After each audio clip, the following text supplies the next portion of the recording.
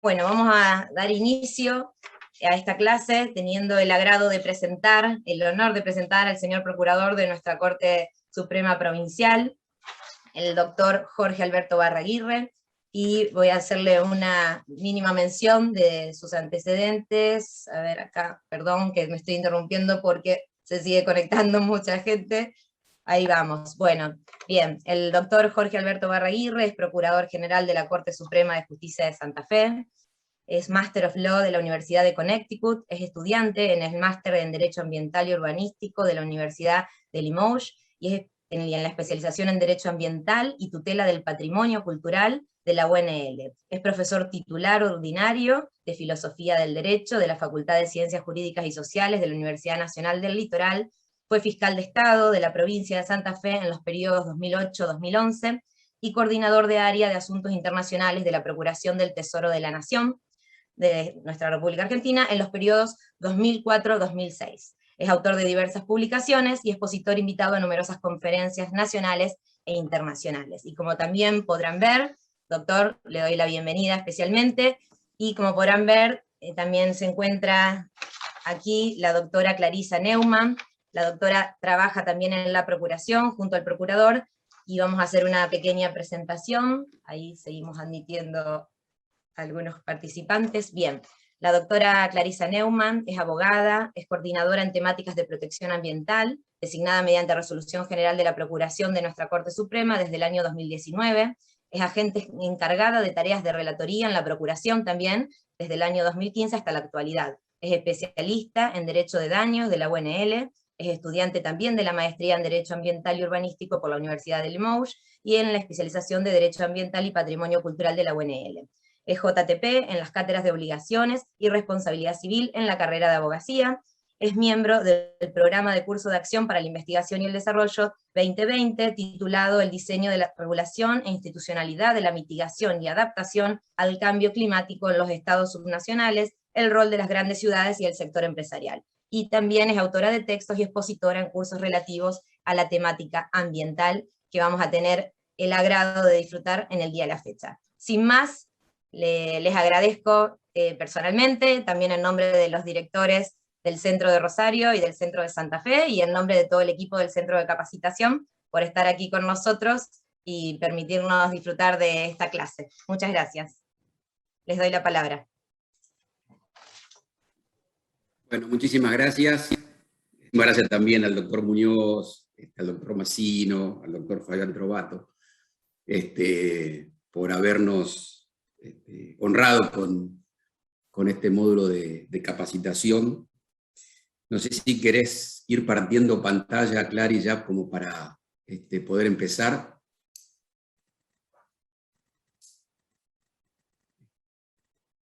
Así que bueno, esto es un poco la temática que queremos desarrollar. Allí nuestra propuesta para el día de hoy tiene que ver con una pequeña introducción sobre la importancia de la capacitación que tiene la materia ambiental para los funcionarios del Poder Judicial, que está relacionada con el tema del acceso a la justicia. Entonces, hemos dividido un poco en 4 partes nuestra presentación. Hay una primera que está dedicada al tema del microsistema jurídico ambiental, una segunda muy, muy breve que vamos a hablar de la función del derecho de daños en el derecho ambiental o las intersecciones que tiene, una tercera parte vinculada a las particularidades, que ya va a estar a cargo de la doctora Neumann, que va a ser brillante, y una cuarta parte sobre la jurisprudencia relevante en materia ambiental.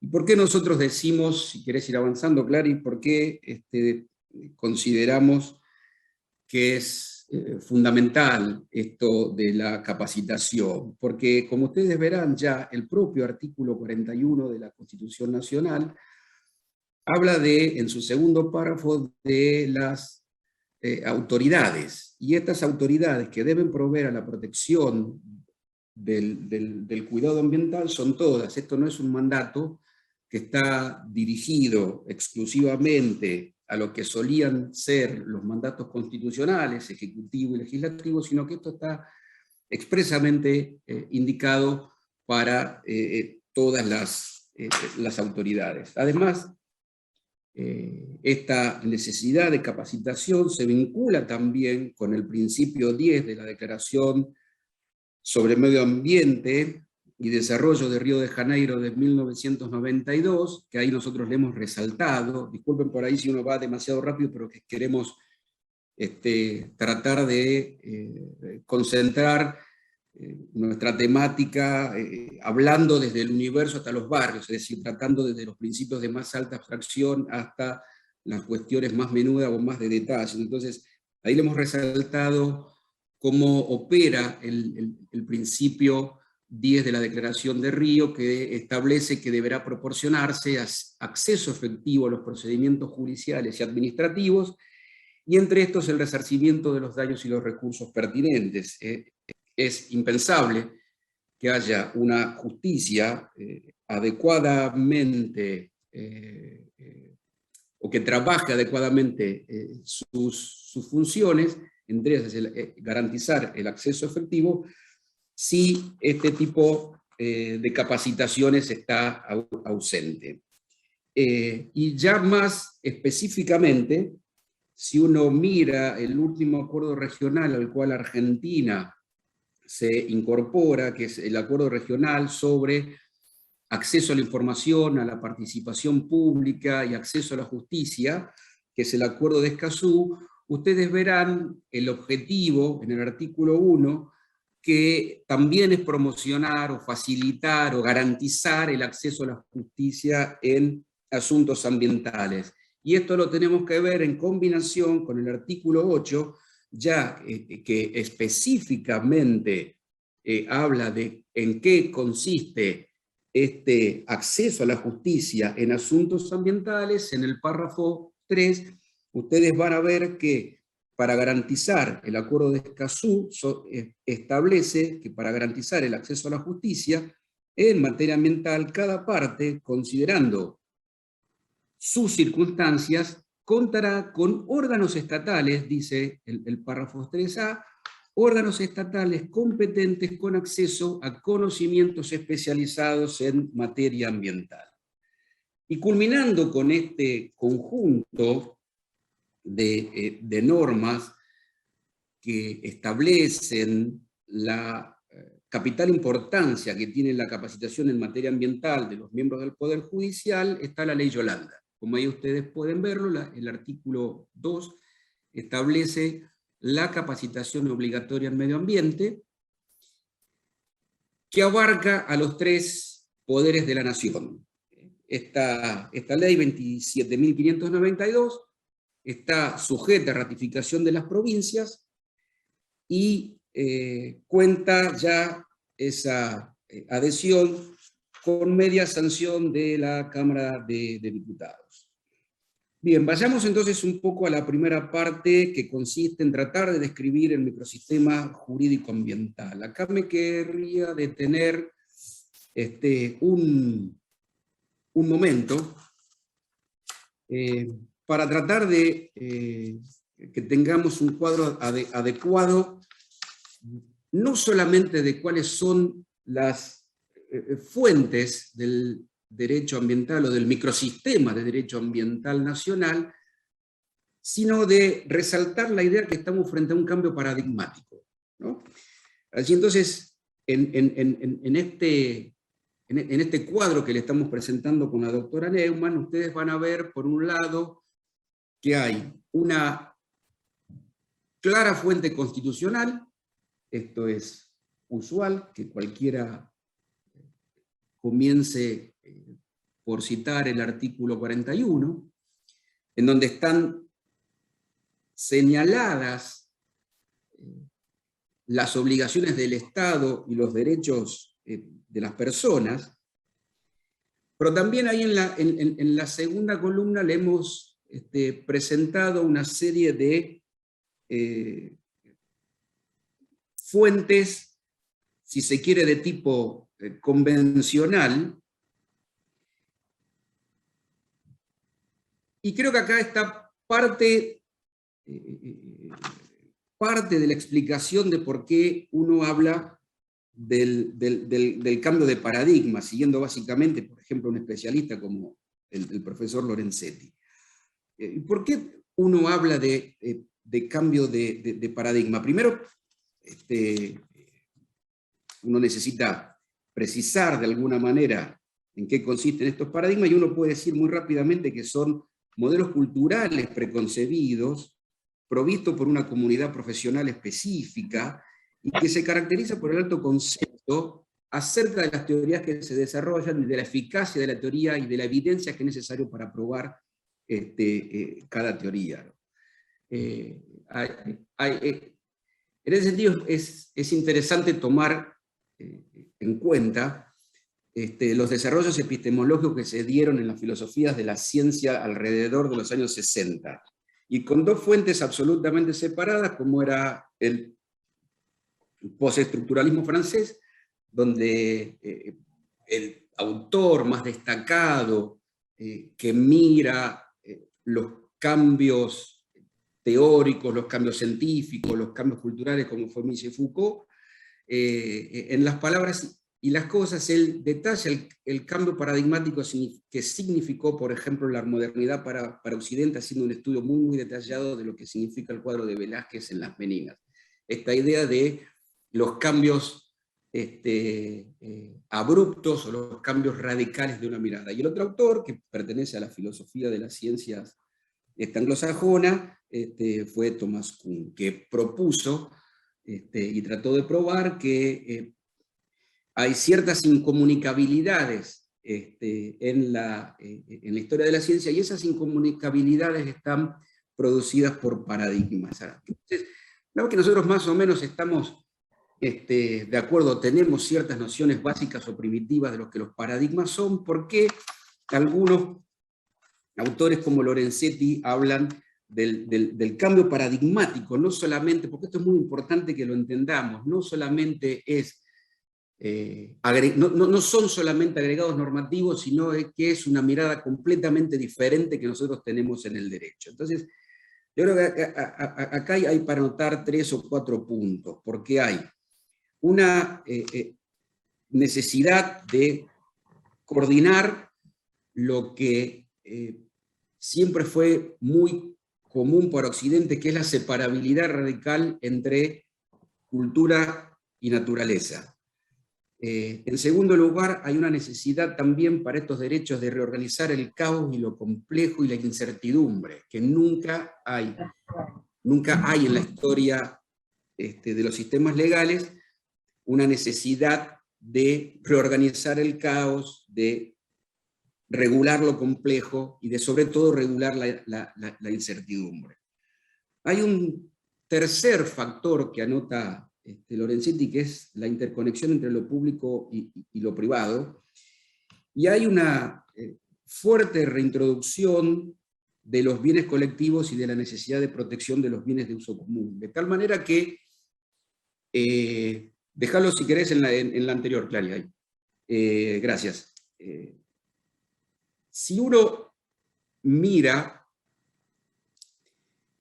los fundamentos de la disciplina, uno va a ver que también estos fundamentos son absolutamente distintos y que pasan básicamente por la articulación de lo público y lo privado, de tal manera que es muy difícil, sobre todo a partir de la constitucionalización del derecho privado con el Código Civil y Comercial, es muy difícil, digo, seguir operando sobre la distinción de lo público y lo privado. Cada derecho siempre tiene su fundamento. Uno puede ir abstrayendo notas esenciales del derecho público, o del derecho constitucional, o del derecho administrativo, como subpartes. Uno también puede abstraer determinadas notas de en qué consiste el derecho de familia. Hay un gran autor canadiense que es Ernest Weinrib, que habla, por ejemplo, de cuáles son los fundamentos del derecho privado, ¿no? Y si uno tuviera que mirar, así como mira el derecho público como la necesidad de regular, constituir o tratar de describir en qué consiste la autoridad legítima, y por ejemplo el derecho penal en la limitación del poder punitivo del Estado y en los fundamentos del por qué castigar, y en el derecho contractual uno sabe que tiene que regular los intercambios. Uno diría que en el derecho ambiental, mire, básicamente estamos en presencia de normas de cuidado, y estas normas de cuidado, que no tienen el rango paradigmático en las otras ramas del derecho como lo tienen en el derecho ambiental, tiene un impacto, yo diría, a tres niveles. Tiene un impacto, o cuatro niveles. Tiene un impacto en la teoría de los bienes, en la teoría de los derechos, en la teoría de la reparación y en la teoría de la gobernanza. Hay un aspecto adicional, si ustedes quieren, también en cuanto al rol del juez. Y después también hay un cambio también paradigmático de cómo opera, porque nosotros estamos habituados, tanto en el derecho privado como en el derecho público, incluso con independencia de la convencionalización de nuestro derecho constitucional, en general a tener como norma de máxima jerarquía a la Constitución y a los tratados internacionales que forman parte del bloque de constitucionalidad. Pero el derecho ambiental básicamente incorpora elementos de derecho internacional a la luz del artículo 27 de la Convención de Bienes sobre Derechos de los Tratados, de tal manera que ya no se puede hablar, como solemos hablar, de los tratados internacionales que están incorporados al bloque de constitucionalidad, sino que si uno honra el artículo 27, que establece que las obligaciones internacionales son absolutamente autónomas de los derechos internos, uno también debe considerar a la Constitución como derecho interno. Entonces, el derecho internacional opera, decía, con estos cambios paradigmáticos en la teoría de los bienes, en la teoría de los derechos ya básicamente no son derechos de propiedad, la teoría de la reparación. Por ejemplo, Clarisa ya se va a detener sobre las pautas más novedosas que la relación de causalidad en un pleito ambiental implica. Implica también cambios a nivel de gobernanza, y dentro de esos cambios de gobernanza implica un cambio radical de la función del juez, y también implica un cambio radical, si ustedes quieren, alrededor de la jerarquía de normas. Esta jerarquía de normas incorporan esencialmente a los tratados internacionales tanto o por sobre la Constitución nacional, porque la responsabilidad de los estados no se juega a nivel de normas internas, reitero, aunque tengan raíz o base constitucional, sino que la responsabilidad de los estados se juega a nivel de las obligaciones internacionales que ellos han suscrito en relación a la comunidad de naciones. Ahí hay dos opiniones, una opinión consultiva de la Corte Interamericana y una decisión también de la Corte Internacional, de la Corte Interamericana de Derechos Humanos, que nos parecen muy importantes y que después nosotros la podemos arrimar. Por un lado está la opinión consultiva 2317, que ya, o cuyo impacto está en relación al abandono de la noción de los DESC, de los derechos económicos, sociales y culturales, y a la maduración de los derechos ambientales como derechos independientes, y que la protección que el ambiente merece es una protección que es independiente del valor antropocéntrico que el ambiente tenga. Es decir, la opinión consultiva 2317 lo que reconoce es el valor intrínseco, y por lo tanto, si ustedes buscan en las distinciones tan habituales en las clasificaciones dogmáticas, dejan ya de ser miradas antropocéntricas para tener sobre el derecho ambiental una mirada ecocéntrica. y que obviamente que se incorpora al listado de derechos humanos. Por otro lado, el segundo caso, que es comunidades indígenas, miembros de la asociación Lacas-Bonat, Nuestra Tierra contra Argentina, lo que ya la Corte Interamericana el año pasado hace es ya sacar esta maduración, si ustedes quieren, que el derecho ambiental como derecho humano adquiría con rango autónomo y propio, y ella llevarlo a la propia decisión de un caso contencioso. Y las otras características que también hacen, a lo que yo le estaba comentando, del cambio paradigmático, es la noción de desarrollo sustentable y la protección de las generaciones futuras como sujetos protegidos.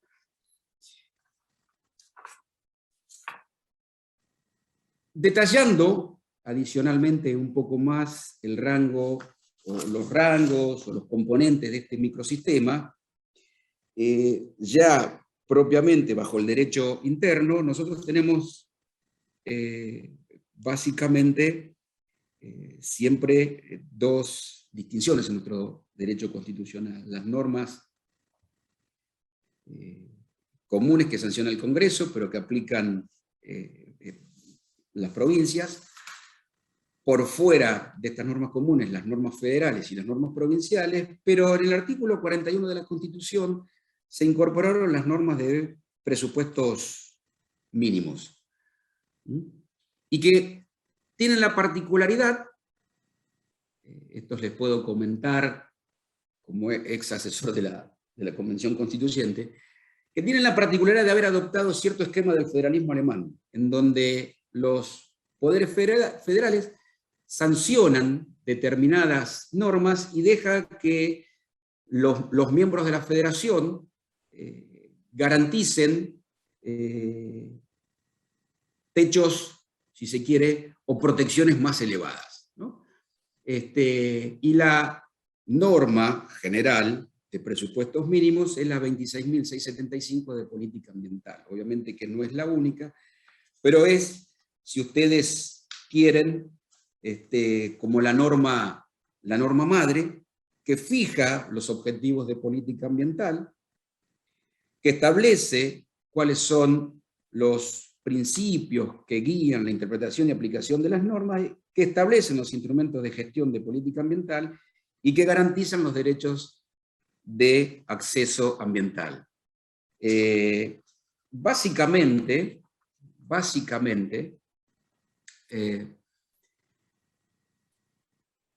dentro también de estos cambios paradigmáticos, cuando hacíamos referencias a las normas de cuidado, allí me interesa destacar 4 principios contenidos en los artículos 4 y 5 y que han sido desarrollados por la Corte. Allí tienen el listado de principios del artículo 4, el principio de prevención, el principio de precaución, el principio de responsabilidad, el principio de sustentabilidad, el principio de equidad intergeneracional, el de solidaridad, congruencia, progresividad, subsidiariedad, cooperación e integración. De estos 4 principios ya hay tratamientos sólidos por parte de la Corte Suprema de Justicia de la Nación en 4 materias. Allí tienen el primero, que es el principio de prevención de irresponsabilidad, que la Corte trató en el caso Mendoza. Dice que en virtud de lo expresado, la presente causa tendrá por objeto exclusivo la tutela del bien colectivo. En tal sentido, tiene una prioridad absoluta la prevención del daño futuro, ya que según se alega en el presente, se trata de actos continuados que seguirán produciendo contaminación. Y en segundo lugar, debe perseguirse la recomposición de la polución ambiental ya causada conforme los mecanismos que la ley prevé. Es decir que, fíjense que dentro de los principios fundamentales de la ley 25.675, ya casi al comienzo de la maduración del derecho ambiental por parte de la Corte Suprema, los primeros principios que ella está fortaleciendo y tematizando desde el principio de prevención y el principio de responsabilidad. Y en el principio de responsabilidad, fíjense que se focaliza en la recomposición, no en las indemnizaciones, etcétera, etcétera. El segundo principio, que yo creo que todavía es mucho más característico, si ustedes quieren, que el principio de prevención y de responsabilidad, es el principio precautorio. El principio precautorio tiene dos grandes ramas del derecho en donde se asienta. Una es el derecho a la salud. Toda la regulación COVID debe ser pensada como una estrategia en función del principio precautorio. Y la Corte ya lo tematiza en el año también 2009 en Salas. Hay un tercer principio que la Corte también tematiza en Salas, que es el principio de desigualdad y de equidad generacional. Fíjense qué particularidad, qué problema teórico que solamente puede ser explicado a partir del cambio de paradigma, es que no nacidos, eso es otra generación, no nacidos tienen derechos singulares contra las generaciones que están disfrutando actualmente de los bienes de propiedad individual y también de los bienes comunes, ¿no? Pero allí hay un cambio paradigmático asombroso. Vuelvo a repetir, porque se trata de personas no nacidas que tienen reclamaciones contra quienes estamos disfrutando, independientemente de nuestras edades, tanto los bienes privados como los bienes comunes. Y el otro principio que desarrolla muy, muy recientemente la Corte es el principio de cooperación en el caso equística, ¿no? Cuando aparentemente el descalabro interjurisdiccional, esta necesidad de organizar el caos, incluso los caos de las divisiones políticas y de las distintas competencias atribuidas incluso dentro de una nación, la Corte se concentró en también darle carta de ciudadanía al principio de cooperación. En la próxima diapositiva, lo que nosotros le hemos presentado, o lo que le presentamos muy rápidamente, es la cantidad de leyes de presupuestos mínimos ambientales por sobre la 25.675. Entonces tenemos la 25.612, de gestión integral de residuos de origen industrial y de actividades de servicio, la 25.670, gestión y eliminación de los PCB, la 25.688, de presupuestos mínimos ambientales para la preservación de las aguas. Algunos, incluso ya vamos a verlo en próximas diapositivas, están, no diría superadas, pero donde realmente se ve que estas normas son normas de presupuestos mínimos, por ejemplo, frente a la 13740 de la provincia de Santa Fe en materia del derecho al agua concebida como un derecho fundamental.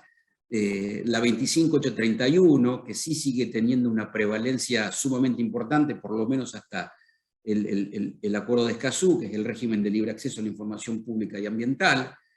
La 26331 de presupuestos mínimos para la protección de bosques nativos, la 26639, que es la Ley de Protección de Glaciares y Ambientes Periglaciares, y la 25520 de presupuestos mínimos de adaptación y mitigación al cambio climático global.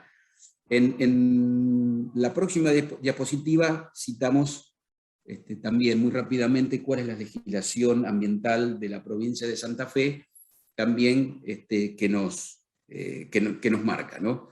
La ley 11717, ya del año 2000, que es la Ley de Medio Ambiente y Desarrollo Sustentable, la 11.273, que las fiscalías dependientes de la Procuración General están litigando, la ley 13.372, que es de bosques nativos, la 13.055 de basura cero, donde también las fiscalías de la Procuración también están litigando, la 12.175 de áreas protegidas, la 13.842, Sistema Provincial de Envases Vacíos de Fitosanitario, y la recientemente sancionada, que es la 14.019, que se corresponde con la 27.520, que era de presupuestos mínimos de cambio climático, y que nosotros la hemos sancionado recientemente y que lleva el número 14.019. La otra fuente importante, ya dijimos los tratados internacionales, a la luz del artículo 27 de la Convención de Viena sobre Derechos de los Tratados, luego la Constitución, luego el ordenamiento federal. Ese ordenamiento federal incluye leyes de presupuestos mínimos, hemos visto muy rápidamente las leyes incluso ya provinciales, y el otro capítulo que tiene el derecho ambiental es este, ¿no? La incorporación, o el refuerzo, si ustedes quieren, el refuerzo de la normativa público-ambiental que provee el propio derecho privado. Entonces allí uno puede ver cuáles han sido, entre otros, los fundamentos del anteproyecto del Código Civil y Comercial, en el que se le da importancia sumamente relevante a los derechos de incidencia colectiva, es decir, se lleva una noción que, por ejemplo, en Santa Fe, en nuestra provincia, siempre fue provincia del derecho público, desde la sanción en el año 1985 de la Ley 10.000, y que se lleva ahora sí al ámbito del derecho privado, ¿no? Entonces ahí el artículo 1 es muy paradigmático, en tanto y en cuanto, fíjense que ya las litigaciones privadas tienen como fuente la Constitución Nacional y los tratados de derechos humanos. Y esto tiene por lo menos un triple impacto en el desarrollo, luego del Código Civil y Comercial, en tres áreas muy, muy específicas. En primer lugar, en el artículo 14, en donde, reitero, aparecen por primera vez en un código civil, en un código de derecho privado, derechos públicos, que son los derechos de incidencia colectiva. El derecho privado siempre fue pensado como un derecho básicamente para proteger la propiedad y los contratos. Y, perdón, estaban entrando. Y con esta reforma se incorporan los derechos de incidencia colectiva. Al mismo tiempo de la reforma de los derechos, el Código también establece una teoría radicalmente distinta de los bienes, y en el artículo 240 establece los límites al ejercicio de los derechos individuales sobre ciertos bienes. Es decir, fíjense cómo intersecta la teoría de los bienes, cómo combina la teoría de los bienes con la teoría de los derechos. E incluso, algo más, yo diría también muy importante, porque mientras que cuando recoge la teoría de las fuentes y del diálogo de fuentes, lo que está haciendo, básicamente uno de los redactores, lo que estaba haciendo el doctor Lorenzetti, era recoger la tradición, por ejemplo, de las filosofías argumentativas de base alemana, toda la teoría de la ponderación de Alexis. Y esto es lo que se nos indica en la fuente. Sin embargo, en el 240 ya hay una prioridad normativa muy clara de cómo se debe proteger, a tal punto que lo recoge la Cámara Contencioso Administrativa, en el caso de Séptima Región, y luego lo recoge la Corte, en un rechazo extraordinariamente inusual de una queja, en donde claramente, si bien la Corte está rechazando una queja, y por lo tanto está considerando a nivel de la inadmisibilidad, o a nivel de admisibilidad, que es un recurso, sin embargo la Corte creo que lo que está haciendo es un análisis sobre la procedencia, y también reitera o adhiere muy fuertemente a esta norma del artículo 240. Fíjense que dice: el ejercicio de los derechos individuales sobre los bienes mencionados en las secciones primera y segunda debe ser compatible con los derechos de incidencia colectiva, debe conformarse a las normas del derecho administrativo nacional y local, y no debe afectar el funcionamiento ni la sustentabilidad de los ecosistemas, de la flora, la fauna, la biodiversidad, el agua, los valores culturales, el paisaje, entre otros, según los criterios previstos en ley especial. Y por otro lado, culminando con esta reforma, con esta nueva arquitectura que tiene el derecho ambiental argentino, creo que vale la pena citar, o creemos con Clarisa, que vale la pena citar el artículo 1737, que establece un nuevo concepto de daño. De nuevo, no se trata ya de los daños a las personas, no se trata de los daños al patrimonio, sino que incorpora un tercer bien capaz de ser dañado, que son los derechos de incidencia colectiva. Rápidamente pasamos entonces ya a la segunda parte. Los que quieran interrumpir, pueden interrumpir perfectamente la disertación, y si no, vayan dejándonos en el chat las preguntas que quieren que nosotros vayamos respondiendo en los últimos minutos de esta pequeña conversación, ¿no?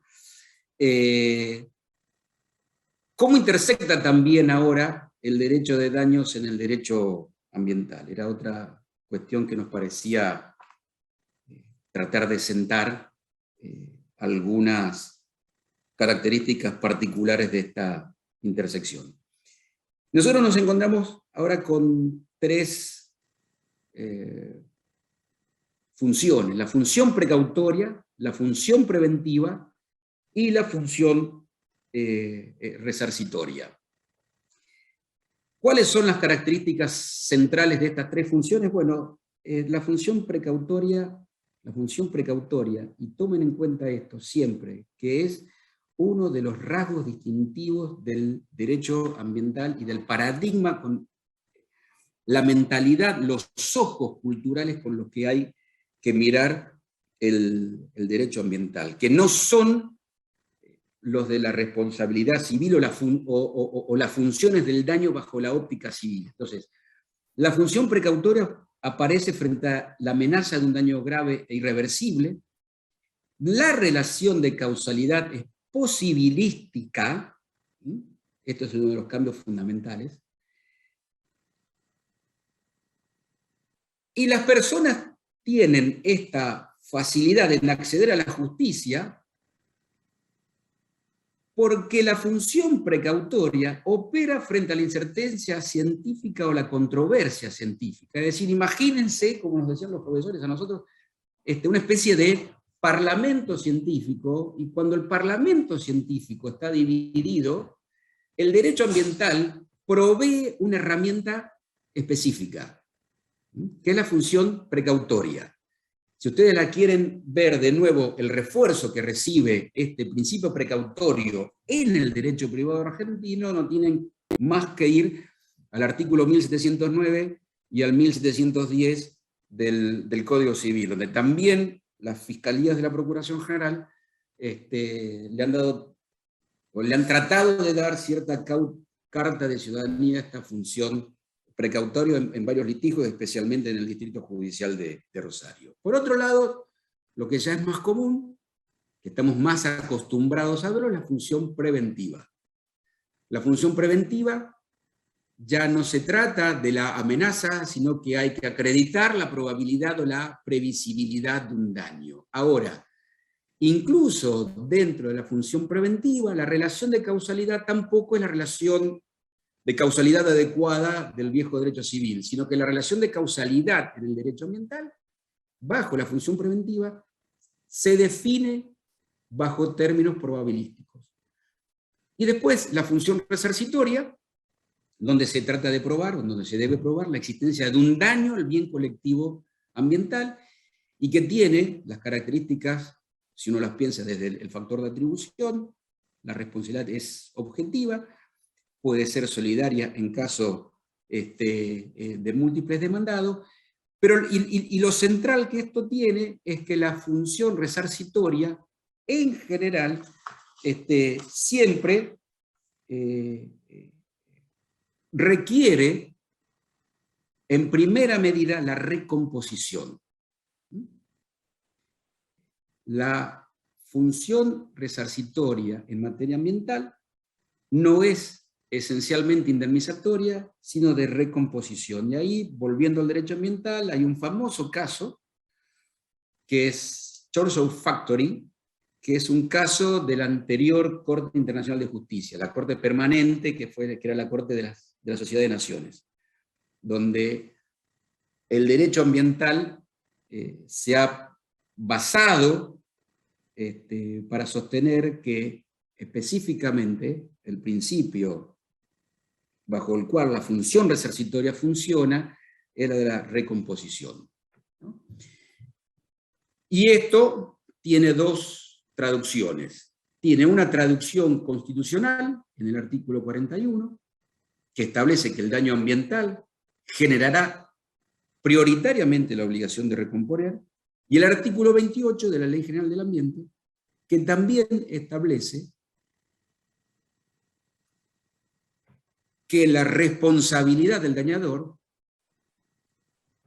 consiste básicamente, o el deber que surge de la responsabilidad del dañador, consiste básicamente en el restablecimiento de la situación al estado anterior a la producción del daño. Fíjense cómo sigue el artículo, que solo en caso de que no sea técnicamente factible, la indemnización sustitutiva entra recién a jugar. También es cierto de que esta función resarcitoria, digamos, la función o el carácter de la función resarcitoria, ¿por qué se insiste tanto en la necesidad de recomponer? Porque, bueno, hay mucha discusión todavía, hay muchos métodos de valoración o de evaluación de lo que es el daño ambiental, ¿no?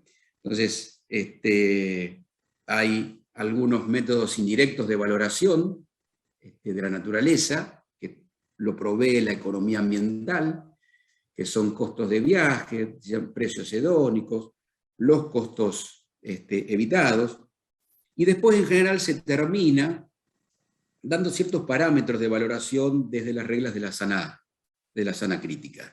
Y estos parámetros de valoración,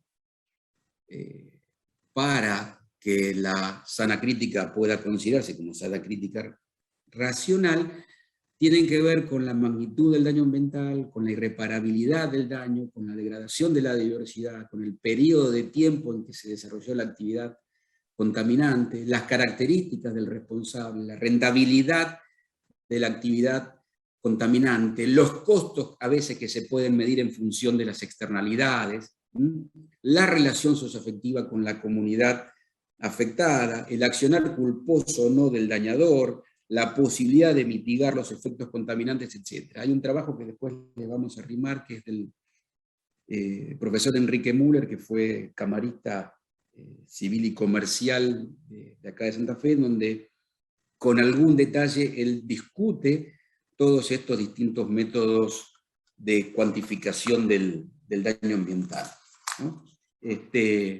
Creo que con esto me parece, Clary, que terminamos la exposición y te cedo el piso con la tercera parte. Bárbaro. Bueno, buenas tardes. Primero que nada, muchísimas gracias a la persona de Eliana, al Centro de Capacitación, por esta posibilidad que para nosotros es tan importante. Jorge, a vos internamente por compartir tu espacio para que pueda intervenir y bueno, charlar hoy acá esta tarde con ustedes y poder compartir algunas cosas. Y también nobleza obliga agradecerle al doctor Santiago Pascual, que no está acá, pero la verdad que fue una persona que fue muy importante para impulsar por ahí la iniciativa de que en este curso empecemos a hablar de cuestiones ambientales. Hoy no puedo estar acá con nosotros, pero bueno, le agradezco igualmente porque él es parte de esto también. Y bueno, y agradezco también que estemos acá pudiendo hablar de estas cosas en un espacio que es tan importante para la formación de todos los operadores jurídicos del Poder Judicial, hablando de derecho ambiental, porque como dijo el doctor Barraguirre, el derecho ambiental trae un montón de cambios que son paradigmáticos y que nos hacen pensar de nuevo o repensar o reflexionar respecto de un montón de prácticas y de cómo nosotros concebimos el ejercicio del derecho del Poder Judicial, cómo nos plantamos frente a un caso desde los distintos espacios donde nosotros participamos y donde nos involucramos y donde damos funciones, y también nos invita a repensar o reflexionar respecto de cómo nosotros atravesamos e interpretamos y llevamos adelante los procesos que se ponen adelante, los que nos toca decretar, nos toca relatar una sentencia, nos toca despachar a algo, o en algún futuro muchos de nosotros o nosotras también decidirlos. Así que bueno, en ese tren, la idea de esta tercera parte de la charla es hablar un poco de la caja de herramientas que tenemos en los operadores jurídicos, y puntualmente hablando de los jueces, para realizar o confeccionar o llevar adelante un proceso ambiental. Porque, como decía el doctor, el derecho ambiental tiene tantas particularidades, peculiaridades, que nos sacan de nuestra zona de confort, de cómo vemos el derecho y cómo interpretamos las cosas, que de esto también se ocupó el microsistema jurídico ambiental, de decirle al juez, hay un montón de características del proceso que cambian en relación a los procesos ordinarios, como los acostumbramos a tratar, y también tenés un montón de potestades que en otros procesos tal vez no son claras o no las tenés, y es importante que nosotros, que somos los que estamos acá, las pensemos, las charlemos y las incorporemos, ¿no? Así que bueno, yo acá lo que traje fue un desarrollo de las distintas normas, o lo que pretendemos hacer es un desarrollo de las distintas normas, y también de lo que la jurisprudencia de la Corte de la Nación fue avanzando en relación a cuáles son los deberes del juez en los procesos ambientales. Lo primero es hablar de la acción constitucionalmente determinada para la protección del ambiente, que es el amparo ambiental. El amparo ambiental es la acción prioritaria y que la Constitución establece para la protección del ambiente. No solo la importancia del derecho ambiental y de la protección del ambiente surge de la cláusula constitucional que el doctor Barraguirre estuvo referenciando, que es el artículo 41, donde aparece el derecho a un ambiente sano, equilibrado, apto para el desarrollo humano, y que también piense no solo en las generaciones actuales, sino también en el patrimonio que le vamos a heredar a las generaciones futuras, sino que también el derecho ambiental aparece en el artículo 43 cuando se refiere a los amparos colectivos. Específicamente se expone que el amparo podrá interponerse para la protección de los derechos ambientales y de todos los derechos de incidencia colectiva. Esto es muy importante de entender, porque conforme los requisitos propios del amparo y la manera en la que es concebido el amparo, que incluso en su propia letra se presenta como una acción expedita, rápida, pero a la vez donde no hubiere otro medio judicial más idóneo, entonces de interpretación excepcional, tenemos que empezar a cambiar, o hay que empezar a ver que en el derecho ambiental esto no es así, sino que esta es una acción prioritaria para la protección del ambiente. Está dispuesto a la Constitución. Entonces, a raíz de eso tenemos que también empezar a revisar la exigencia de sus requisitos, o cuando hablamos de los distintos presupuestos de admisibilidad que tiene la acción de amparo, a los efectos de poder manejar un caso ambiental y encuadrarlo dentro de esta acción. Acá es muy importante, entonces, no solo, como les decía, empezar a hablar de que siempre que hablamos de arbitrariedad o ilegalidad manifiesta en el derecho ambiental, esos requisitos a veces se tienen que leer de una manera más laxa para poder usar la vía sin que haya un excesivo rigor formal su denegación. También tenemos que empezar a leer que estamos frente a la protección de derechos de incidencia colectiva, como es el ambiente, y por ende nosotros no tenemos que perder la vista de la importancia y la precedencia que tiene la protección de estos derechos respecto de los derechos individuales. Los derechos de incidencia colectiva, que como decía el doctor, están consagrados constitucionalmente y ratificados por el Código Civil y Comercial con su reforma del año 2015, son derechos en los cuales lo que se protege es un bien que es indisponible para las personas, no puede dividirse, es indivisible, es indisponible, pero es de goce social, es de goce de todos, del colectivo en su totalidad, y por ende el colectivo también tiene la posibilidad de reclamar su protección, de exigir su protección a las autoridades o a aquellos privados que lo estén menoscabando. Entonces, y estos derechos de incidencia colectiva, dentro de los cuales encontramos al ambiente y también al patrimonio cultural, o sea, al ambiente en su sentido más amplio, son derechos que, como el mismo código establece, nosotros no podemos perder de vista que tienen que ser protegidos y que los derechos individuales no pueden perjudicarlos y deben ser interpretados de manera compatible con estos derechos de incidencia colectiva, o sea, con la protección del ambiente. Y ahí es cuando, esto quiere decir el artículo 43, cuando dice que la acción de amparo ambiental está dispuesta para la protección justamente de esta categoría de derechos.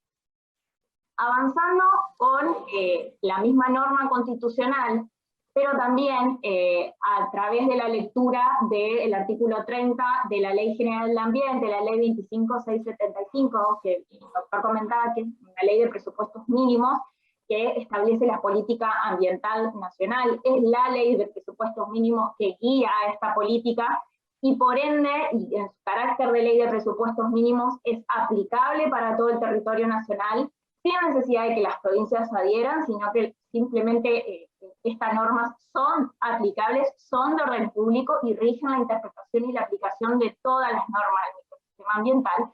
También dispone una norma que establece las condiciones o el carácter que tiene la acción de amparo en materia ambiental. Entonces, una de las cuestiones que se regulan es la legitimación activa para este amparo ambiental. ¿Y cuál es la legitimación activa? ¿A quienes pueden interponer el amparo ambiental? Los afectados en primer lugar. Esto está tanto en el artículo 43 de la Constitución Nacional como en el artículo 30. La noción de afectado es muy importante porque no ha cambiado a lo largo de la interpretación de la jurisprudencia de la Corte cuando estamos enfrente o cuando estamos hablando de un afectado. Y es importante entender que no hay que interpretarlo como el vecino estrictamente o aquel que tiene un derecho individual o una afectación individual respecto de ocasionada por un daño ambiental, sino que estaríamos hablando de todo sujeto que acredite un interés razonable o una conexión razonable con aquel ecosistema o aquel bien jurídico ambiental que pretende garantizar. Entonces, es importante interpretarlo de una manera que nos vaya a ayudar a ampliar la legitimación y no tratar de, no restringirla, tratando de colocarlo o encasillarlo en la protección de un derecho individual. Acá también está bueno decir que la cuestión del derecho ambiental, cuando nosotros nos encontramos con un daño ambiental, por ejemplo, que es, como dijo el doctor, es una de las cuestiones con las que nos podemos topar en el derecho ambiental, porque puede haber también cuestiones que son prioritarias, que exijan anticiparnos a la ocurrencia del daño, o sea, tratar de prevenir la ocurrencia de un daño, en el mejor de los casos, o incluso de manera precautoria, anticiparnos incluso en casos de incerteza científica. Entonces, el derecho ambiental nos exige ir mucho antes que la ocurrencia del daño.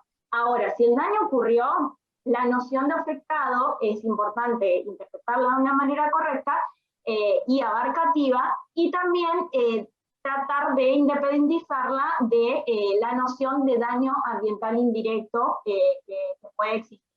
¿Por qué? Porque muchas veces nosotros nos encontramos con que se confunde el daño ambiental directo, que vamos a decir, el daño ambiental tiene como dos caras o es bifronte. El daño ambiental directo, que es el daño al ecosistema o a los microbienes jurídicos, como dice el doctor Lorenzetti, ambientales, como puede ser el agua, el paisaje, el suelo, pero también nos encontramos que a veces ese daño ambiental trae un daño ambiental indirecto o a la salud de las personas o a los bienes de las personas, que es un daño, eso es un daño individual y que debe ser de reclamación personal por parte de los sujetos. Esa no es la noción de afectado, ese derecho subjetivo del reclamo, del poderío del sujeto particularmente vulnerado, no es la noción de afectado que nos trae el artículo 43 y el 30, sino que nos habla del afectado del bien colectivo, ¿tá? De la noción de daño ambiental, propiamente dicho. Otro de los sujetos que son legitimados para interponer la acción de amparo ambiental es el defensor del pueblo también, que constitucionalmente está determinado a los efectos de la protección de este tipo de derechos. Está legitimado específicamente por la Constitución Nacional, por el artículo 30 también. Muy importante la acción de las ONG o las asociaciones que tengan por objeto la protección del ambiente, que ha sido de nuestra tradición jurídica las que se han cargado al hombro el litigio ambiental, se han cargado al hombro la protección de los derechos de las personas en materia ambiental. Esto es así, como decía, por tradición jurídica. En Brasil el Ministerio Público es el actor principal, por ejemplo, de los procesos ambientales y está determinado constitucionalmente como aquel que tiene que llevar adelante la acción civil pública. En Argentina, nuestra tradición jurídica es que las ONGs hayan asumido este rol tan preponderante para el litigio ambiental. Y no solo está dispuesto esto en el artículo 43 de la Constitución Nacional y en el artículo 30, sino que la Corte, o la Suprema Justicia de la Nación, en el famoso caso Mendoza, que es el caso Riachuelo, ha determinado qué caracteres tienen que tener esas ONG para ser consideradas sujetos que pueden ser actores en este tipo de procesos, y ella ha dicho que este tipo de asociaciones tienen que tener expresamente en su objeto de constitución la protección del ambiente. Entonces, eso es importante a la hora de interponer un litigio y analizar si una ONG está legitimada para la interposición de un amparo ambiental. Otro de los actores mencionados ya por el artículo 30, no por la Constitución Nacional, es los estados en todos los niveles, que también podrían interponer en este caso las acciones para la solicitud de la recomposición ambiental. No lo dije aquí, pero es importante rescatarlo, y se me pasó en esta anterior filmina. La regulación normativa del amparo ambiental, además de esto que les comenté, que está dispuesta en la norma constitucional, en la Ley General de Ambiente, que es una norma de presupuestos mínimos de orden público, en la provincia de Santa Fe también tenemos la Constitución provincial contempla una norma regulatoria del amparo, pero también la Ley 10456, que es la Ley de Amparo de Santa Fe, de la provincia de Santa Fe, también regula la acción de amparo. Es importante rescatar que estas dos normas deben ser acopladas y deben ser leídas en virtud y conforme la fuerza que irradia la norma constitucional y la norma de orden público del presupuesto. Esto es muy importante, más que nada teniendo en cuenta que yo ahí lo puse, la fecha de la legislación que nosotros estamos manejando en Santa Fe, es una fecha en la cual, fíjense que la ley 10.456 es del año 90, reformada en el año 2002, que recién en el 2002 nosotros empezamos a tener ley de presupuestos mínimos ambientales de protección de la política nacional argentina. La ley 25675 es de ese año. Entonces, nosotros tenemos que leer todas las potestades, todo aquello que irradia de nuestra normativa provincial, a la luz de toda la normativa constitucional y de orden público de las leyes de presupuestos mínimos a la hora de interpretar y de ver cómo dirigir una acción de amparo ambiental. Bien. Bárbaro. Eso respecto de los legitimados y de la acción de amparo regulada en las normas. Luego tenemos que la propia ley de presupuestos mínimos ambiental también contempla lo que se llama una acción de cese. El mismo artículo 30 que antes les comenté, que tiene la regulación de quiénes son los legitimados para el amparo ambiental, también prevé en su última parte una llamada acción de cese, porque si bien su naturaleza jurídica se entiende que es un amparo y se vehiculiza a través de un amparo, tiene una naturaleza más cercana a las acciones populares, porque es una figura que legitima a toda persona está legitimada para interponer este tipo de acción de cese. Tan importante la protección y procurar evitar la causación de mayor daño ambiental, porque luego es muy complejo recomponer o reparar a través de daños y perjuicios los daños causados al ambiente por la cantidad de servicios ecosistémicos invaluables que nos prestan los ecosistemas, que se prioriza en este sentido una acción de cese que está a la disponibilidad de todas las personas. Todas las personas lo pueden disponer, y a través de esta acción de amparo uno solicita la cesación de una actividad generadora de daño. O sea, ya tiene que haber una actividad que está generando un daño ambiental, o bien que está muy cercano, inminente, es algo que es casi un hecho factible que esto va a suceder así. Entonces esta acción habilita a quien quisiera interponerla a solicitar el cese a los efectos de resguardar el bien jurídico ambiente. Entonces, vaya si es importante, digamos, entender que esta acción se encuentra contemplada, y la modalidad que asume el amparo en la Ley General del Ambiente, que legitima a toda persona, y a través de requisitos muy laxos, lo que sí, a través de la demostración de la efectiva degradación del ambiente o la ocurrencia inminente del daño ambiental, permite la interposición de esta acción. Así que eso también estaba bueno recordarlo. Otra cuestión, otra particularidad que tiene esta caja de herramientas respecto de los procesos ambientales es la competencia en materia ambiental, porque, como decía el doctor Barraguirre, acá tenemos, legislativamente, en el derecho ambiental, tenemos una competencia de concurrencia por complementariedad.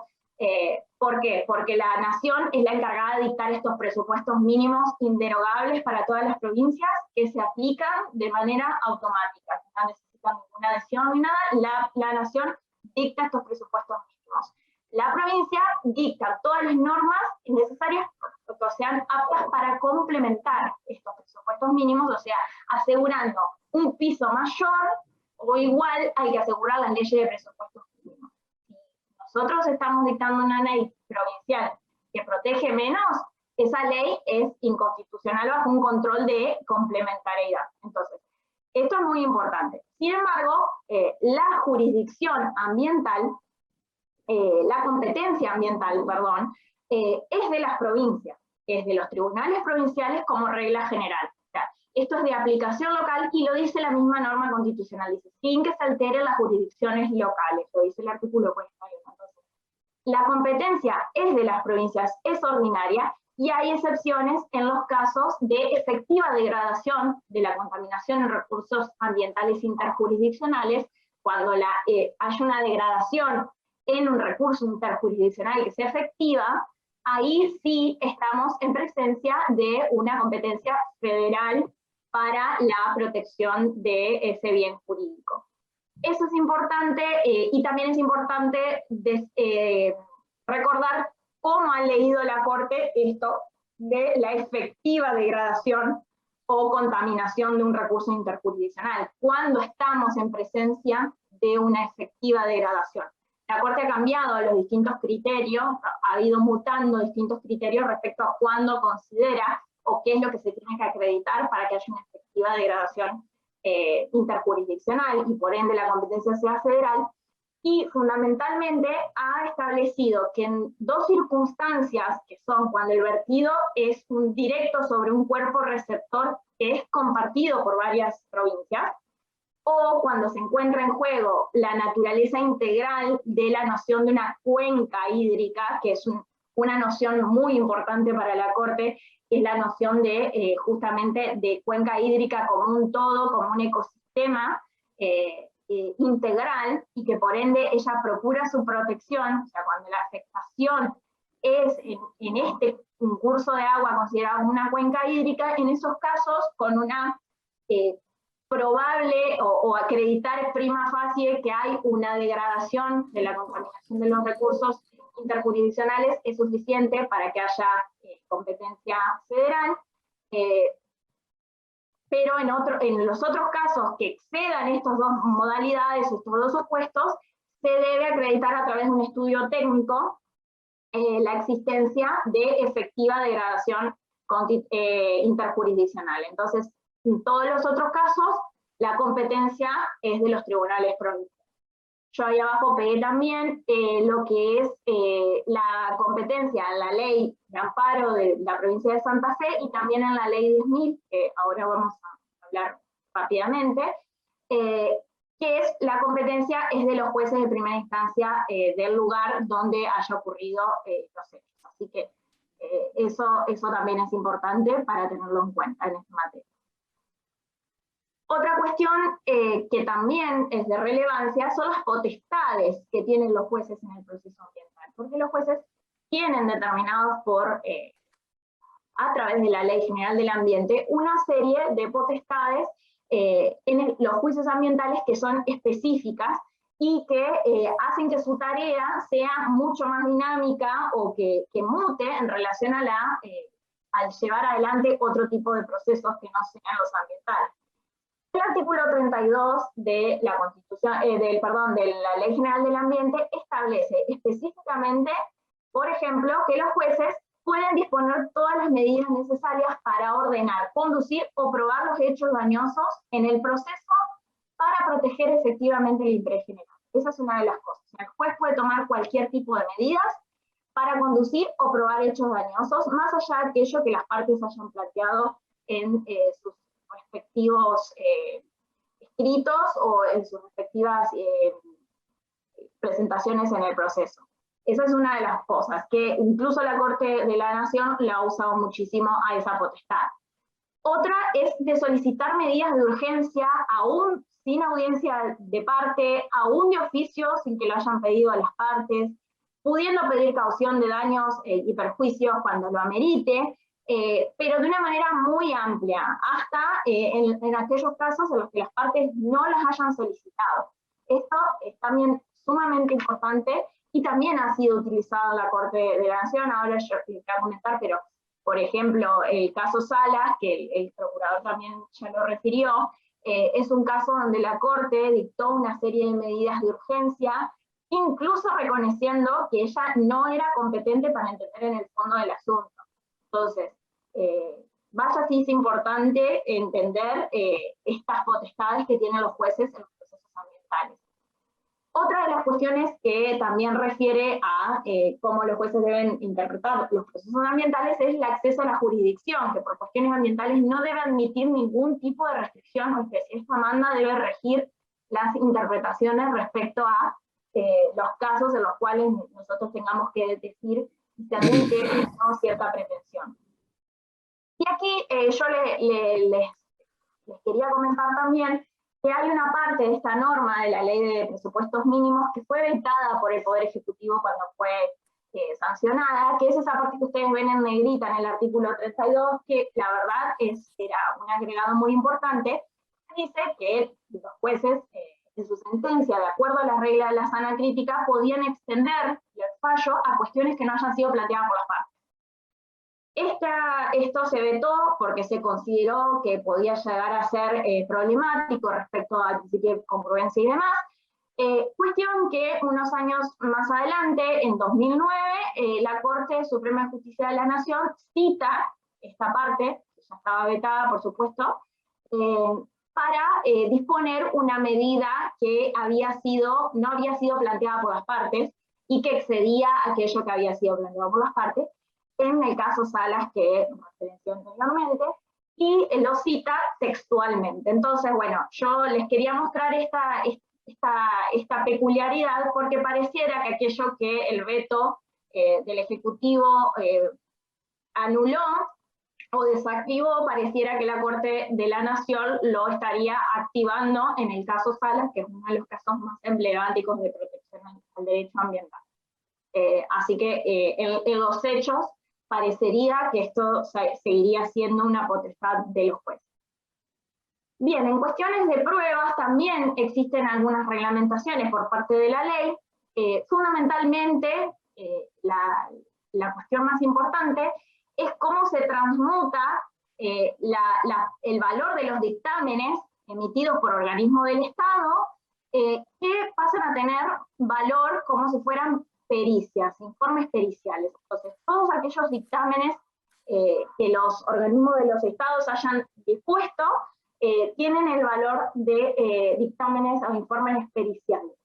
Así fue entendido incluso esto por la Corte de la Nación en el caso Majul, que es un caso bastante reciente, que el procurador posteriormente va a referir, que es un caso sobre humedales, sobre construcción en una zona de humedales, y a donde se habían presentado toda una serie de informes, e incluso no dictámenes de organismos del Estado. Había un dictamen de organismos del Estado y otros informes emitidos por otras dependencias, y la Corte finalmente, después de referir a todo este cuerpo de presentaciones administrativas que habían traído las partes, dice: recordemos que los dictámenes emitidos por organismos del Estado tienen el valor de un informe pericial. Ustedes saben el valor de informes periciales para nuestros procesos.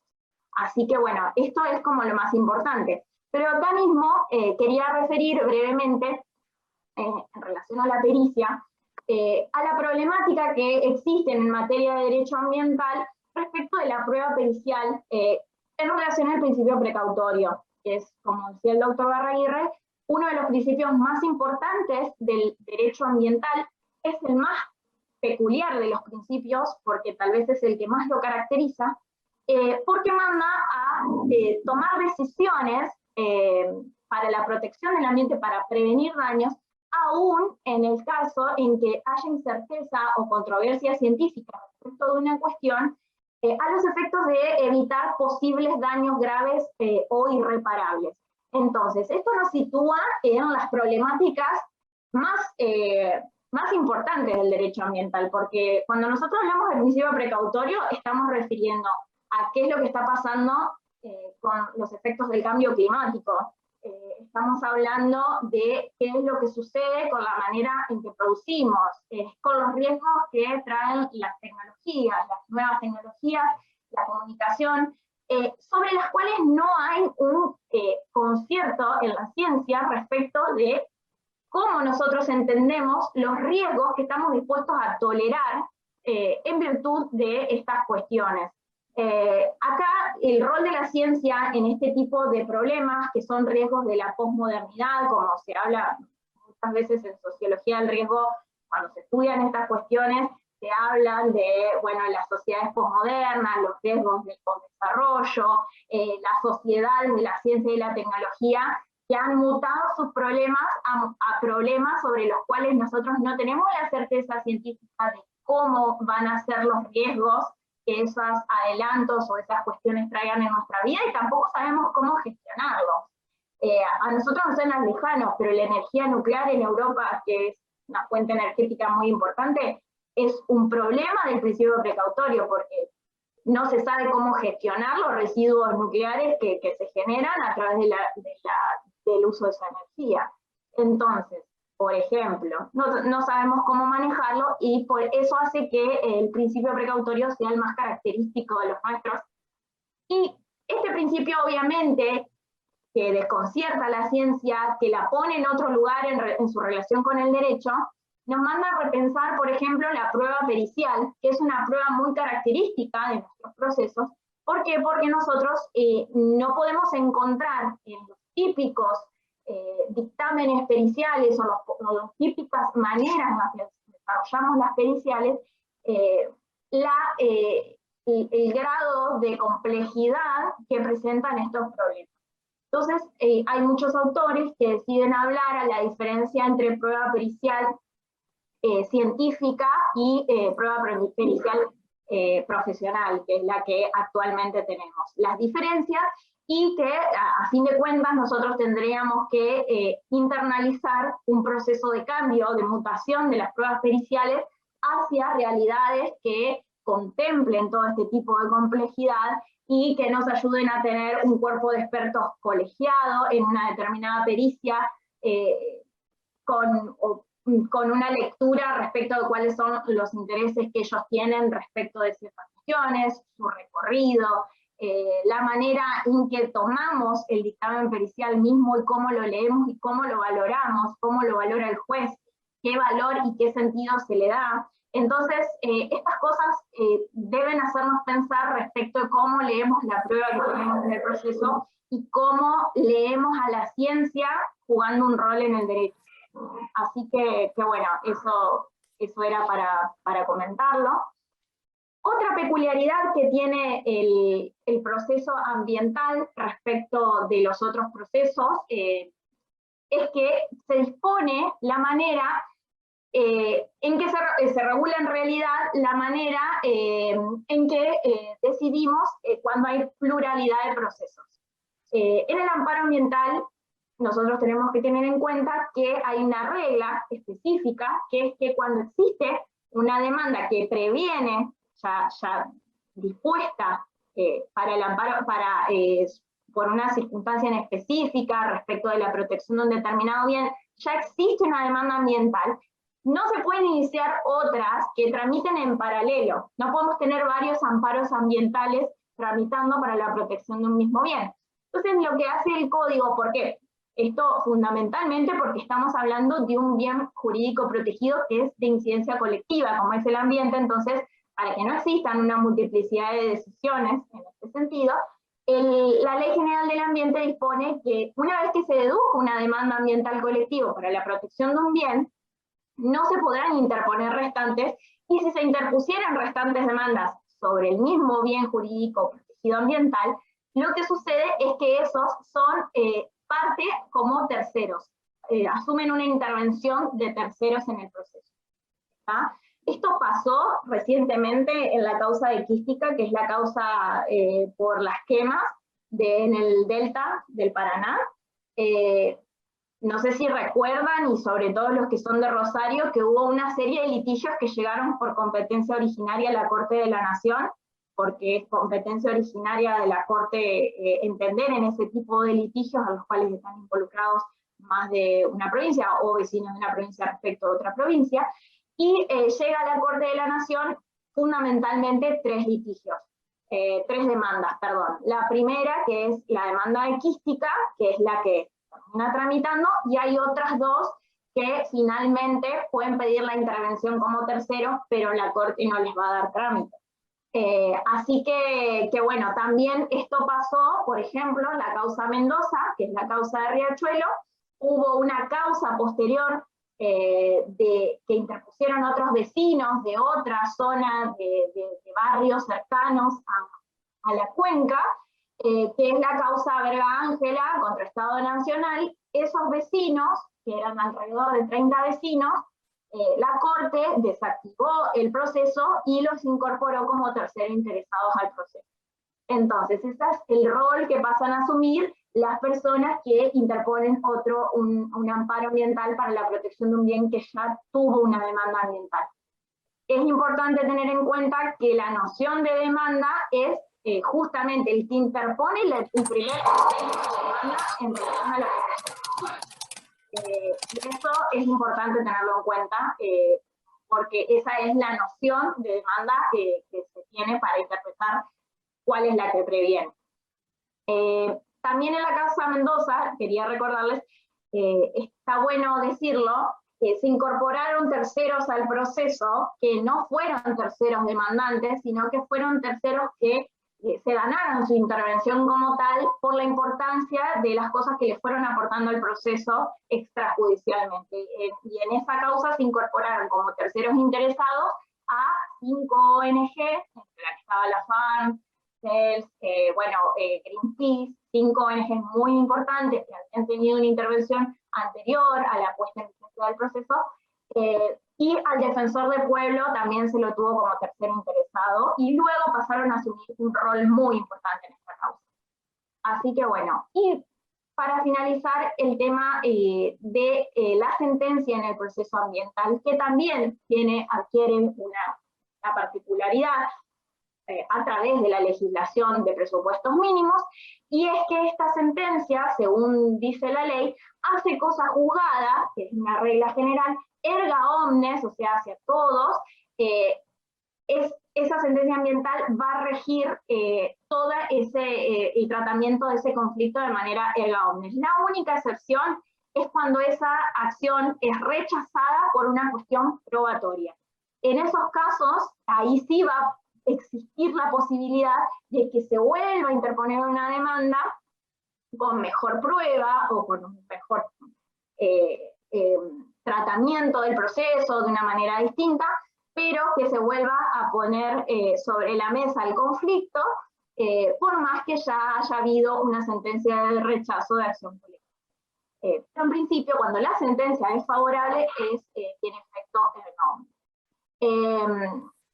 Hay también que tener en cuenta que en los procesos ambientales nos podemos encontrar con sentencias de distinta naturaleza. El doctor Lorenzetti, por ejemplo, hace un desarrollo muy importante en uno de sus libros, que es Procesos Colectivos, respecto de todas estas mandas que se pueden encontrar en las sentencias colectivas, y particularmente a las ambientales, y las sentencias en este sentido pueden ser declarativas, o sea, pueden declarar un derecho y establecer cómo esa situación jurídica se va a regir de aquí en adelante. También pueden ser sentencias ejecutorias, porque no olvidemos que generalmente en los procesos ambientales la sentencia es la punta de un iceberg de un problema o un conflicto que recién se está empezando a desarrollar. Los conflictos ambientales, la sentencia generalmente es la primer pata para empezar a desarrollar todo un proceso de ejecución de esa sentencia, de implementación de esa sentencia, de monitoreo de esa sentencia, que hace que sea mucho más complejo que arribar incluso a la propia sentencia. Esas sentencias entonces también pueden ser de carácter ejecutorias, y también pueden ser sentencias que contengan mandatos exhortativos. ¿Esto qué quiere decir? Cuando el Poder Judicial le dispone o de alguna manera solicita a los otros poderes del Estado que establezcan o realicen determinada actividad, que revisen determinada cuestión, etc. Hace poco hubo una serie de sentencias en la vecina provincia de Entre Ríos por fumigaciones cercanas a escuelas rurales, que contenían justamente una serie de mandatos exhortativos al Poder Ejecutivo para que actualice la normativa de fumigaciones alrededor de las escuelas rurales, teniendo en cuenta un mandato precautorio, teniendo en cuenta cómo de manera precautoria deben regularse las disposiciones de este tipo de problemáticas. Y también en la sentencia de desastre, que es actualmente la sentencia de fumigaciones que se llevó adelante desde el Ministerio Público en este proceso, ya tiene sentencia de Cámara favorable. También se exhorta a la Municipalidad de Sastre y Ortiz a que disponga una ordenanza que tenga en cuenta toda la prueba científica colectada en el proceso para disponer de distancias a las fumigaciones de prohibición que sean razonables. Entonces, estos son los tipos de mandatos exhortativos con los que nos podemos encontrar. Obviamente que este tipo de mandatos hace que luego no pueda ser reclamado al poder del Estado que se realice aquello que se le exhortó a hacer en una sentencia por una cuestión de la división de poderes y demás, pero bueno, son modalidades que puedan asumirse en esta sentencia. Acá lo que tenemos es también la construcción que ha realizado la Corte Suprema respecto a cuál tiene que ser el rol de los jueces ambientales. Y es bastante importante porque la Corte misma, en el caso Mendoza, que es como el caso más importante en derecho ambiental que tenemos, pero también en Majul, que es uno de los últimos casos más importantes que ha fallado, que es de 2019, la Corte recuerda que en virtud de la propia naturaleza del bien jurídico ambiente, del bien jurídico protegido, y de la importancia que tiene el ambiente y de los servicios ecosistémicos que brinda a nuestra población, su carácter transindividual o colectivo, hace que los jueces tengan que actuar con una particular energía en la manera de actuar para hacer efectivos los mandatos constitucionales. Entonces, vaya que es importante que la Corte Suprema de Justicia de la Nación haya reconocido que los jueces tienen que actuar con una particular energía en pos de la protección del ambiente.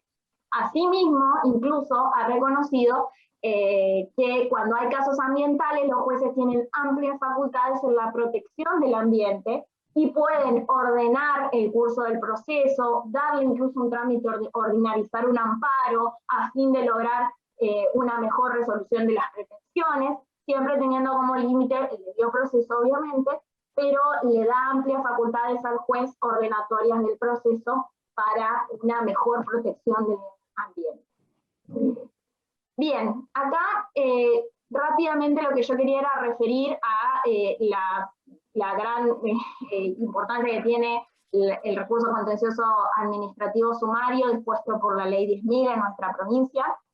Esta es una normativa que incorpora un tipo de acción local para la protección de intereses difusos, o sea, intereses colectivos, intereses que pertenecen a todos, trans individuales, y que tienen una importancia mayúscula, porque como el procurador decía, fue una norma incluso que tiene sus años, es una norma bastante antigua, y que ya en el año, a fines de los 80, disponía que se podía tramitar un recurso contencioso administrativo ante los juzgados ordinarios, para procurar la tutela de la salud pública, la conservación de la fauna, la flora, el paisaje, que es un microbién jurídico ambiental bastante reciente en materia ambiental, el patrimonio histórico, cultural, el ambiente, el artístico. Entonces esta norma reviste una particular o en especial importancia en nuestra zona, en nuestra provincia, y se utiliza muchísimo para la protección del ambiente, por eso también cabe referenciarla rápidamente. Bien, y acá la verdad que se nos está haciendo medio justo el tiempo. Rápidamente lo que quería era referir a la importancia de todas estas cuestiones y a los nuevos desafíos que se traen a través de la firma del Acuerdo de Escazú, que el procurador lo mencionó anteriormente. El Acuerdo de Escazú es el primer acuerdo regional vinculante en materia de derecho ambiental para América Latina y el Caribe, que interconecta o plantea la interdependencia entre el goce efectivo de los derechos humanos y la protección del ambiente. O sea, no puede haber esto, no puede haber un goce efectivo de los derechos humanos si no tenemos un ambiente sano que nos lo permita. Entonces, esto es una cuestión de precedencia. Y el Acuerdo de Escazú lo reconoce. Y fundamentalmente lo que hace es proteger las garantías de acceso al derecho ambiental. Información pública ambiental, participación ciudadana y acceso a la justicia en asuntos ambientales. Esos son los tres pilares de acceso al derecho ambiental. Y en el acceso a la justicia, que un poco el procurador lo adelantó, plantea una serie de desafíos a los estados que son importantes y que nosotros tenemos que empezar a mirarlos, porque este es el horizonte de los compromisos internacionales que contrajo nuestro país para ver cómo tiene que ser el accionar de la justicia de acá en adelante. Y acá se habla de órganos estatales competentes con acceso a conocimientos especializados en materia ambiental, procedimientos efectivos, oportunos, públicos y transparentes, sin costos prohibitivos para la protección del ambiente, legitimaciones activas amplias, que esto un poco lo referenciamos anteriormente, la importancia de interpretar ampliamente las legitimaciones, la posibilidad de disponer medidas cautelares y provisionales para llegar a tiempo con la sentencias y con los resultados de los procesos, medidas para facilitar la producción de la prueba del daño ambiental, mecanismos de ejecución y cumplimiento oportunos y la restitución al estado previo de los daños ocasionados a la tierra. Entonces, estos son los desafíos que tenemos por delante en materia de cómo visualizar nuestra caja de herramientas para los procesos ambientales, y fueron todas las herramientas también, anteriormente lo que dije, que ya tenemos y que tenemos que aprender todo el tiempo, reflexionar respecto de cómo las utilizamos y las aplicamos en los procesos ambientales. Bueno, y en esta última parte, por una cuestión de tiempo, voy a tratar de ser muy breve, pero lo que tratamos es de referir a la jurisprudencia más importante en materia ambiental. Yo voy a hablar de algunos casos, después el procurador va a terminar con otros. Ya lo dije mucho, creo que no alcanzan calificativos respecto de la importancia que la causa Mendoza, que es la causa Riachuelo, tiene para la construcción del derecho ambiental en nuestro país. Es una causa, es realmente un litigio estructural y estratégico que aún sigue, bueno, en marcha, va más lento de lo que quisiéramos, pero que realmente le ha planteado un montón de interrogantes y un montón de innovaciones a la manera de tramitar los procesos ambientales. Esta causa, ustedes saben que se inició por un grupo de vecinos a raíz de la contaminación y la degradación de la cuenca Matanza-Riachuelo. La cuenca Matanza-Riachuelo ocupa el lugar número 10 de cuencas contaminadas, e incluso a niveles internacionales es una cuenca que tiene una contaminación muy nefasta, tiene niveles de oxígeno bajísimos, bueno, en fin. Esta acción, cuando se inicia, fue muy importante porque hizo que la Corte de alguna manera deslinde lo que es el daño ambiental propiamente dicho, que es competencia originaria de la Corte, porque era una cuenca internacional, había varios estados de distintos niveles demandados, pero por otro lado le dijo todo lo que sean reclamaciones de daños individuales, de ustedes como afectados específicamente a sus bienes jurídicos, tiene que bajar para tramitar a la justicia ordinaria. Así que la Corte dijo, yo soy guardián de los daños y de incidencia colectiva al bien ambiente, y se quedó con esa competencia. Y en pos de esa competencia dispuso que las distintas autoridades de distintos niveles locales, provincial, nacional y demás, tomen las cartas en el asunto para establecer un plan de remediación de la cuenca, un plan de saneamiento fundado en el principio de progresividad, que se cree una autoridad de cuenca, que fue la ACUMAR, la autoridad de cuenca Matanza-Riachuelo, que se creó esa institucionalidad específica para monitorear y ejecutar este plan de saneamiento, y dispuso, obviamente, que era responsabilidad de estas partes en el Estado llevar adelante la protección de la recomposición y la prevención de la cuenca, de los daños ocasionados a la cuenca, perdón, específicamente, y que obviamente es responsabilidad primaria de los entes estatales, por más que la ACUMAR sea el organismo que tenga que aplicar ese plan. Y también otra de las importancias, entre tantas, que hay que rescatar, es que la Corte se dio cuenta de la problemática que implicaría la ejecución de esta sentencia, que como yo decía hace un ratito, muchas veces en los procesos ambientales la sentencia es el inicio de un problemón, el inicio de algo muy largo que, imagínense, en esta causa lleva una decena de años. Entonces, lo que tiene esta sentencia es que previó este problema y dispuso que la ejecución de la sentencia baje a un juez federal que está en Quilmes, y le dispuso que ese juez sea el encargado de monitorear el cumplimiento de esa sentencia, pero asistido por un cuerpo colegiado, que está conformado por el Defensor del Pueblo y ONG. Esas ONG que habían sido partícipes como terceros interesados. Entonces ahí se implementa todo un control dispuesto a través del principio de participación de la ciudadanía en las decisiones y en cómo se ejecutan los procesos, en este emblemático caso ambiental para poder monitorear y evaluar cómo se lleva adelante este plan de saneamiento.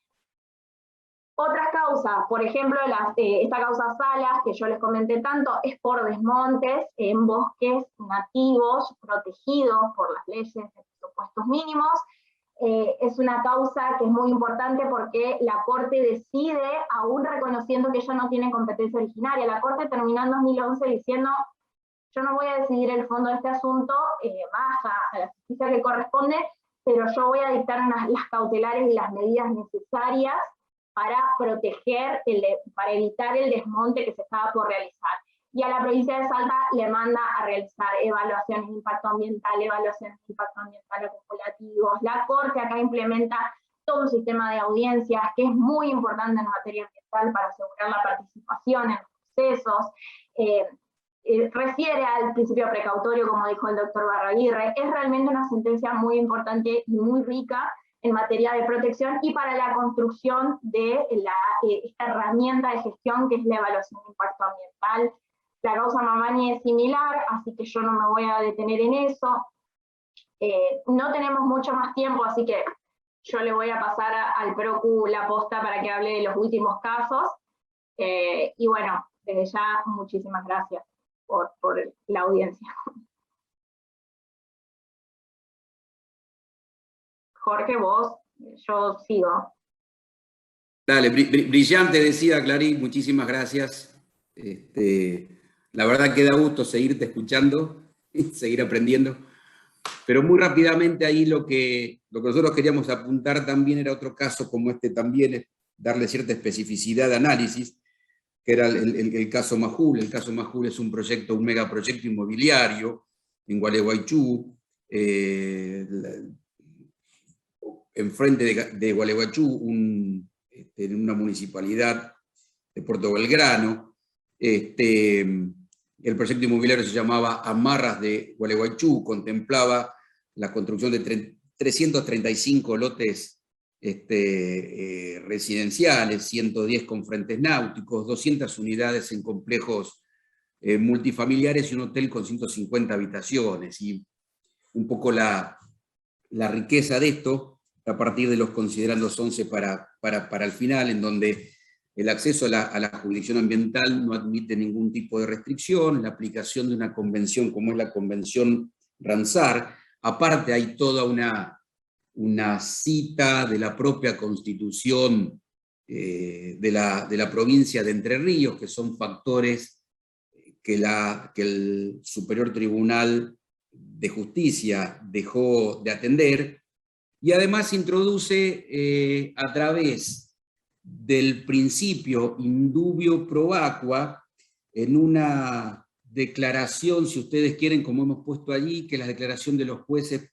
por la justicia del agua, que es una declaración de soft law. Uno cuando atiende las clasificaciones en el derecho internacional, esto no es una norma internacional que proviene de tratados, tampoco es una norma convencional, y sin embargo la Corte lo cita y le trata de dar también carta de ciudadanía, y de allí, de esta declaración, deriva a su vez el principio indubio pro natura, ¿no? Con lo que también le da cierta carta de ciudadanía, en concordancia también con lo que ya había declarado la Corte Interamericana de Derechos Humanos en el caso de la opinión consultiva que hemos visto, que hemos nombrado, la 23/2017. Es decir, me parece que estas son las tres o cuatro cuestiones centrales.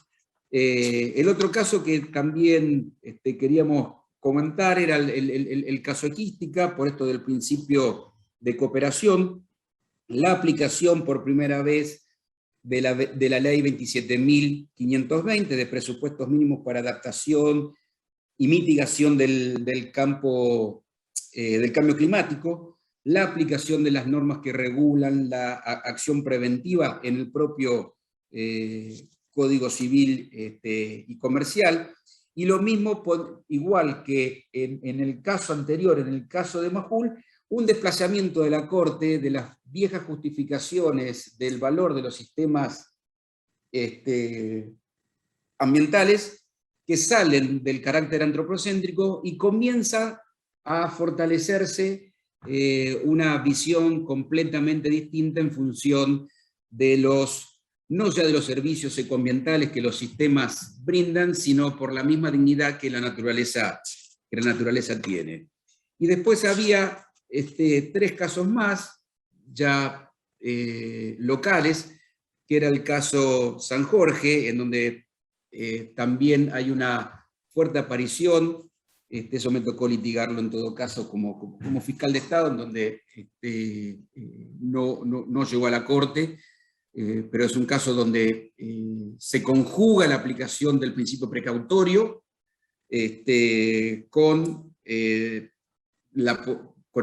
la posible extensión que tiene o el carácter del propio principio preventivo, y de alguna manera también el último caso que nos parecía, o el penúltimo caso que nos parecía importante, era el caso de González Soña contra Municipalidad de Desastre, porque de nuevo hay una aplicación del principio precautorio. Esto también fue un litigio planteado en este caso con una particularidad, porque fue planteado por un defensor civil, primero de San Jorge, y luego que siguió en manos de la defensora civil de Rafaela, que culmina, como decía la doctora Neumann, con un mandato exhortativo.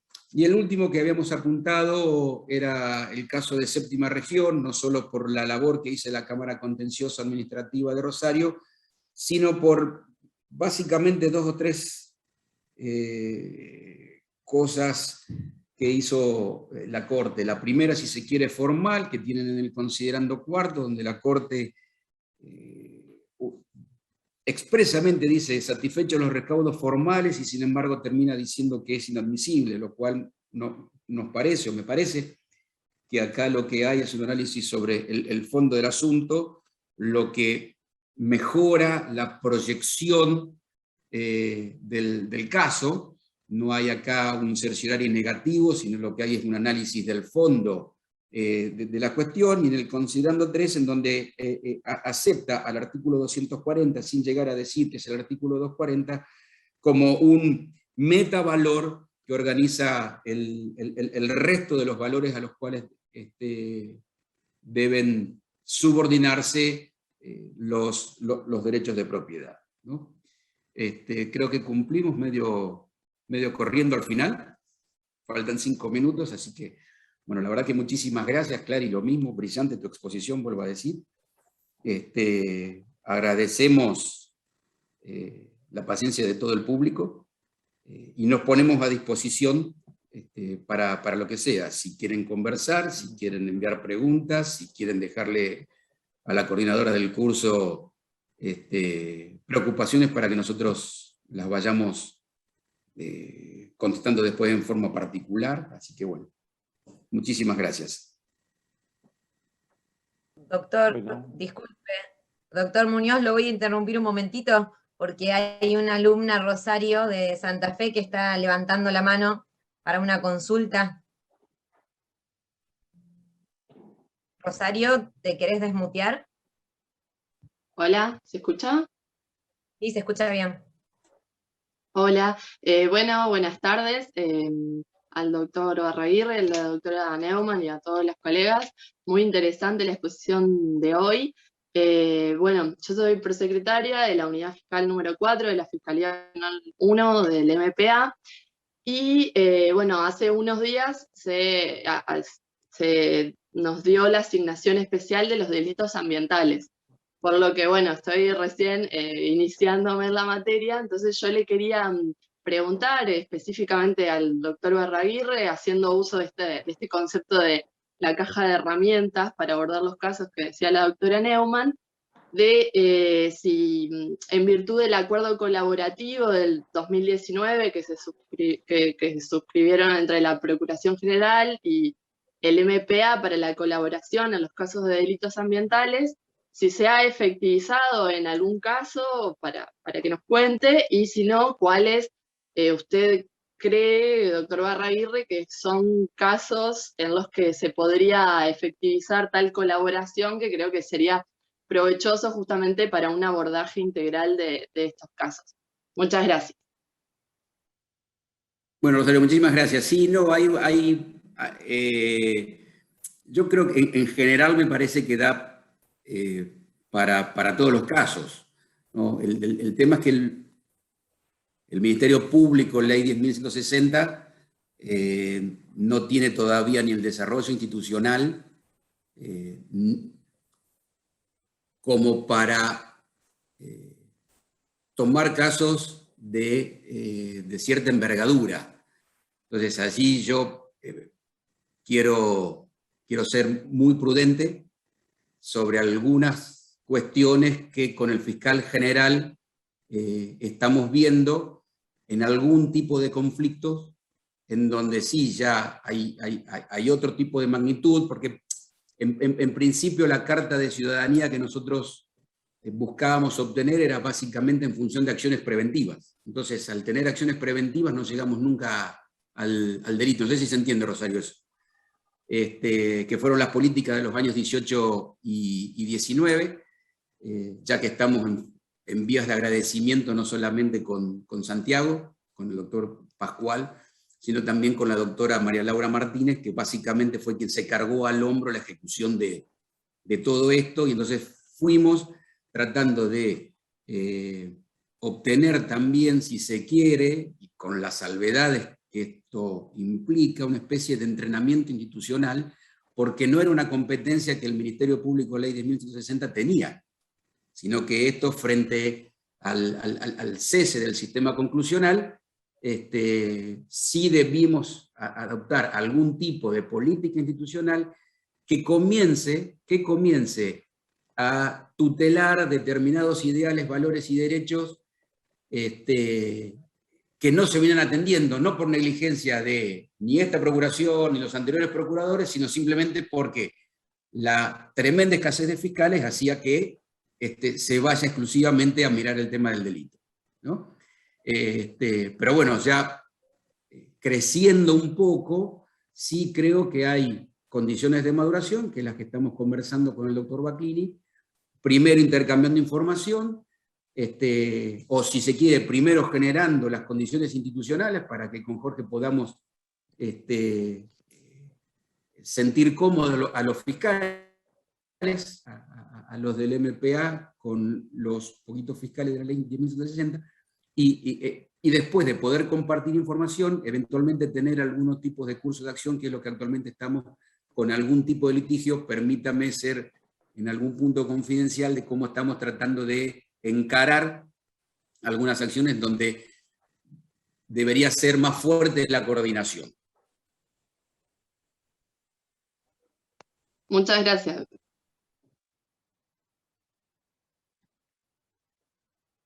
Bueno, no sé si hay alguna otra pregunta. La verdad es que cada año que organizamos el curso de magistratura, se nos plantean interrogantes, dudas, cómo coordinar, cómo mejorar cada año.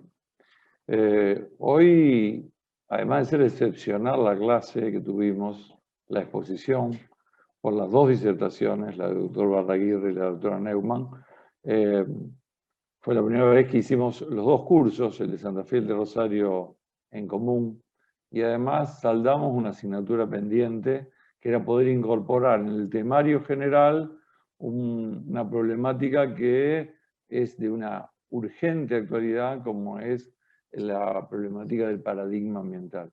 Sé, porque lo he visto, que esto es apenas una pequeña píldora de todo lo que tiene pensado y organizado la Procuración y proyectado.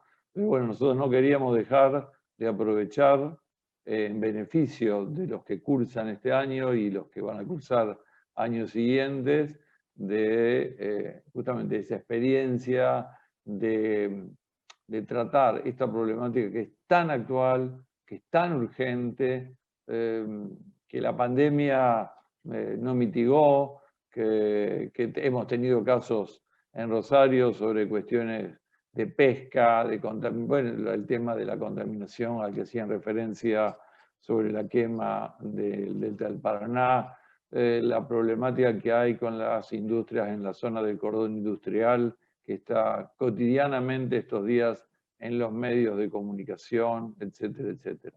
Personalmente, les agradezco a tanto al doctor Barraguirre como a la doctora Neumann, porque nos han permitido dar un salto de calidad en el curso de magistratura con la incorporación de este tema y con las exposiciones que han tenido. La verdad que estamos muy contentos de haber podido participar de este viernes tan enriquecedor. Obviamente que todo el material se lo vamos a pedir, por eso a veces uno pasa más rápido, menos rápido con los casos y demás, pero después nosotros pedimos sobre todo la jurisprudencia para los alumnos que han cursado y objetivamente que se hayan tomado un tiempo con todas las ocupaciones y con todos los apremios y urgencias que hay para poder compartirlo con nosotros.